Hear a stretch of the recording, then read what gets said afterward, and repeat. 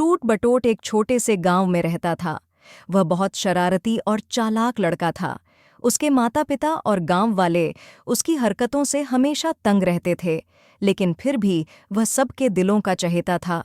एक दिन टूट बटोट के पिता ने उसे नसीहत दी कि वह अपनी शरारतें कम करे और गांव वालों की मदद करे ताकि लोग उसे अच्छा समझें।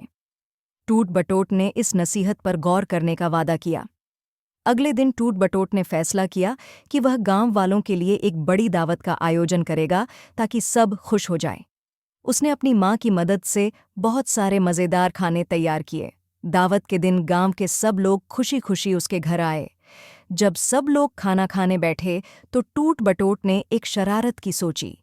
उसने सबके खाने में मिर्चें डाल दीं। जैसे ही लोगों ने खाना शुरू किया, सबकी जीभ जलने लगी और उनके मुंह से पानी बहने लगा। सब लोग गुस्से में आ गए और टूट बटोट की शरारत पर नाराज हुए। गांव वालों ने सोचा कि टूट बटोट को सबक सिखाना चाहिए। अगले दिन उन्होंने टूट बटोट को फिर से दावत पर बुलाया और उसके लिए खास खाना तैयार किया जिसमें बहुत ज्यादा नमक था। जैसे ही टूट बटोट ने खाना खाना शुरू किया, उसने एक कौर लिया और उसकी आंखों से पानी निकल आया। उसने जोर से चीखा, "ये क्या है?"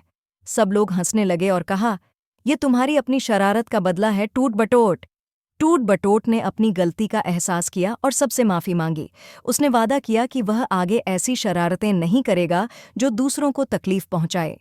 उस दिन के बाद टूट बटोट ने अपनी शरारतें कम कर दीं और गांव वालों की मदद करने लगा। सब लोग उसे पसंद करने लगे और वह गांव का चहेता बन गया। कहानी का सबक ये है कि हमें अपनी हरकतों में संयम रखना चाहिए और दूसरों के साथ अच्छा व्यवहार करना चाहिए ताकि लोग हमें पसंद करें और हमें भी उनके साथ खुशी मिले।